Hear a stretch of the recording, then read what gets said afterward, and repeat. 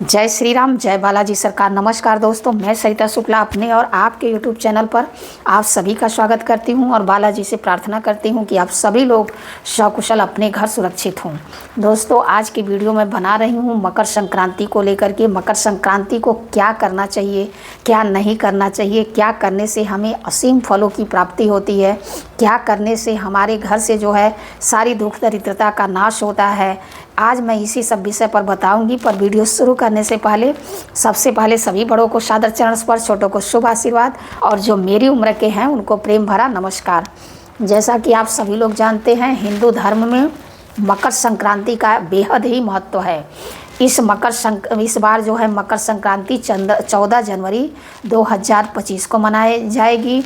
इस दिन सूर्य जो है उत्तरायण होंगे, जिसका अर्थ है कि सूर्य उत्तर दिशा की ओर बढ़ता है। साथ ही मकर संक्रांति से ही सारे जो हमारे शुभ कार्य होते हैं, जैसे कि शादी, विवाह, मुंडन, गृह प्रवेश, मतलब किसी भी प्रकार के जितने भी शुभ कार्य होंगे वो सब इस संक्रांति से शुरू हो जाते हैं। और इस दिन जो है मकर संक्रांति मनाई जाती है। बहुत जगह तो पतंगबाजियों से मनाया जाता है, बहुत जगह मतलब इसको खिचड़ी भी कहा जाता है। बहुत सारे प्रदेशों में, उत्तर प्रदेश में हुआ और मतलब अपनी उधर सब खिचड़ी भी कहा जाता है। तमाम मतलब नामों से जाना जाता है, लेकिन मकर संक्रांति का त्यौहार जो है बेहद ही खास, बेहद ही शुभ होता है। वैसे तो सूर्य का किसी राशि विशेष में भ्रमण करना संक्रांति कहलाता है। वैसे सूर्य हर माह में राशि परिवर्तन करते हैं। साल में 12 राशियां हैं, इसलिए 12 संक्रांतियां और होती हैं, लेकिन 2 संक्रांति बेहद महत्वपूर्ण मानी जाती है, जिसमें है मकर संक्रांति और कर्क संक्रांति। मकर संक्रांति का है सूर्य जब मकर राशि में जाते हैं तब मकर संक्रांति होती है। मकर संक्रांति से जो होता है ना, वातावरण में थोड़ा बदलाव शुरू हो जाता है। इस संक्रांति में जो है अग्नि तत्व की शुरुआत हो जाती है, यानी कि ऐसा माना जाता है कि जब मकर संक्रांति आती है उसके बाद से धीरे धीरे गर्मी का मतलब अग्नि तत्व की प्रधानता जो है बढ़ने लगती है। इस समय सूर्य उत्तरायण होते हैं। इस दिन किए गए जाप और दान का फल जो है अनंत गुना होता है। इस बार मकर संक्रांति जो है 14 जनवरी 2025 को मनाई जाएगी। तो इसलिए उदया तिथि के अनुसार, अब मैं आप लोगों को डिटेल में बता दूं, उदया तिथि के अनुसार मकर संक्रांति इस बार 14 जनवरी 2025 को मनाई जाएगी। इस दिन सूर्य सुबह 8:41 पर मकर राशि में प्रवेश करेंगे। हिंदू पंचांग के अनुसार मकर संक्रांति जो है पुण्य काल का समय सुबह 9:03 से लेकर के 5:46 तक रहेगा। महापुण्य काल का समय 9:03 से लेकर के सुबह 10:48 तक रहेगा। तो इसलिए अब ये तो हो गया, आप लोगों को मैंने शुभ मुहूर्त भी बता दिया। इस मुहूर्त में दान पुण्य करिए जितना हो सके, मतलब ब्राह्मणों को दान करिए। दान जो होता है वो ब्राह्मणों को ही किया जाता है। हमारे धर्म की जो चीज़ें हैं उनको उसी हिसाब से फॉलो करना चाहिए, तो ही हमको फल मिलता है। अब जो गरीबों को आप देते हैं वो अलग दान हुआ, लेकिन जो हम पुण्य प्राप्ति के लिए, चाहे जो हम अपने पितरों को मुक्ति के लिए, चाहे अपने घर की सुख शांति के लिए जो एक पूजा पाठ का दान होता है, वो सिर्फ ब्राह्मण को करना चाहिए। तो इसलिए इस दिन ब्राह्मण लोगों को आप दान करिए। खिचड़ी होती है उन पे, हम लोगों के यहाँ तो क्या करते हैं, चावल होता है उसमें उड़द की दाल डालते हैं और सारा मतलब साग सब्जियाँ सब लेकर के छूते हैं और उसको पंडित को दिया जाता है। तो इस प्रकार बहुत लोग ऐसे ही करते हैं। अब बाकी सबके घरों में कैसे किया जाता है, जैसे आपके घर में किया जाता हो उस प्रकार से करिए। मकर संक्रांति के पर्व को कहीं कहीं उत्तरायण भी कहा जाता है।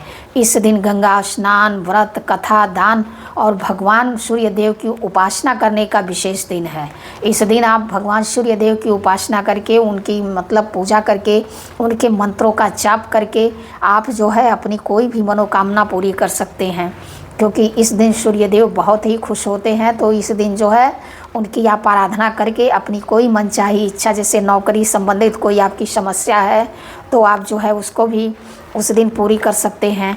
आप जैसे मान लीजिए किसी से प्रेम विवाह करना चाहते हैं और आपका विवाह नहीं हो पा रहा है, तो उस दिन आप यह भी कर सकते हैं, सूर्य देव को जल दीजिए, वहाँ पर खड़े होकर के ओ 27 बार ओम घृण सूर्याय आदित्याय नमः, ओम घृण सूर्याय आदित्याय नमः।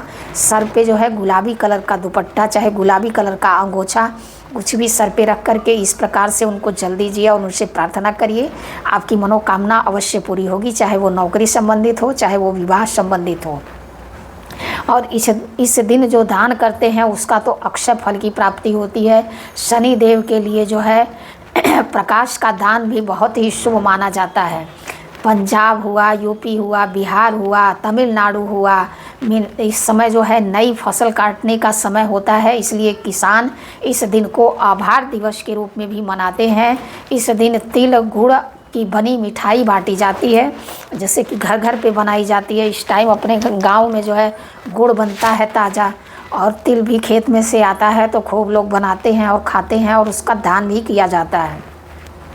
तो इस तरह से आप भी कर सकते हैं। इसके अलावा मकर संक्रांति पर, जैसा कि मैंने पहले ही बताया, कहीं कहीं पतंगबाजियाँ बहुत होती, जैसे कि गुजरात में हम लोग वहाँ पे रहे हैं, बहुत पतंग उड़ाई जाती है। समझ लीजिए पूरे बादलों में आपको पतंग ही पतंग देखने को मिलेगी। अब मैं आप लोगों को मकर संक्रांति के थोड़ा सा महत्व के बारे में बता देती हूँ। पौराणिक मान्यताओं के अनुसार मकर संक्रांति के दिन सूर्य देव अपने पुत्र शनि के घर जाते हैं। चूँकि शनि मकर व कुंभ राशि का स्वामी है, लिहाजा यह पर्व पिता पुत्र के अनोखे मिलन से भी जुड़ा है।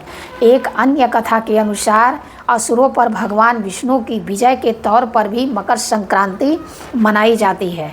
बताया जाता है कि मकर संक्रांति के दिन ही भगवान विष्णु ने पृथ्वी लोक पर असुरों का संहार कर उनके सिरों को काटकर मंदरा पर्वत पर गाड़ दिया था। तभी से भगवान विष्णु को इस जीत को मकर संक्रांति के पर्व के तौर पर मनाया जाने लगा।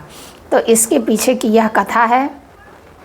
देखिए, इस दिन जो है भगवान राम के नाम का जाप करने का विशेष ही महत्व है, क्योंकि आप सभी लोग जानते हैं कि कोई भी दान पुण्य हुआ, चाहे कोई भी ऐसा कार्य हुआ, उसमें भगवान राम के मंत्रों का जाप करना, मतलब राम राम राम राम राम जी। इस दिन क्या करिए, नहा धो करके एक दीपक भगवान राम और हनुमान जी के सामने जला करके बैठ जाइए और वहीं राम राम राम राम राम का जाप करिए। एक बार हनुमान चालीसा का पाठ करिए, एक बार राम रक्षा स्तोत्र का पाठ करिए। आपके सारे संकट हनुमान जी स्वयं हर लेंगे, लेकिन कम से कम 108 नहीं तो जो है 1 माला, 2 माला, 3 माला, जितना आप कर सकते हैं इस दिन राम के मंत्रों का जाप अवश्य करिए। अपने घर में रामचरितमानस का पाठ अवश्य करिए। अगर रामचरितमानस का पूरा पाठ नहीं कर पाते हैं तो कोई बात नहीं, सुंदरकांड का पाठ करिए। सुंदरकांड के पाठ करने में 2 घंटे लगेंगे, आराम से हो जाएगा। मतलब विशेष दिन पर कुछ विशेष अवश्य करना चाहिए, इससे भगवान प्रसन्न होते हैं और हमारे घर के सारे दुखों का अंत होता है और हमारे घर में खुशियों का वास होता है।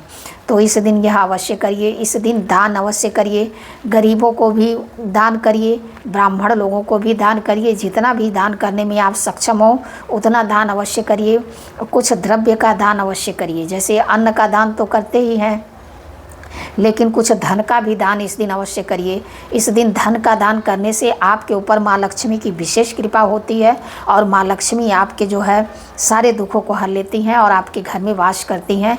तो इस प्रकार से मकर संक्रांति मनाइए धूमधाम से। यह मकर संक्रांति आपके सभी को हार्दिक मकर संक्रांति की हार्दिक शुभकामनाएं। बालाजी करे कि यह मकर संक्रांति आप सभी के जीवन में ढेरों सारी खुशियां लेकर के आए। अगर वीडियो में कोई गलती हो गई हो तो क्षमा करिए। ऐसी जानकारी के लिए हमसे जुड़िए, हमारे चैनल को लाइक, सब्सक्राइब, शेयर करिए। जय श्री राम, जय बालाजी सरकार।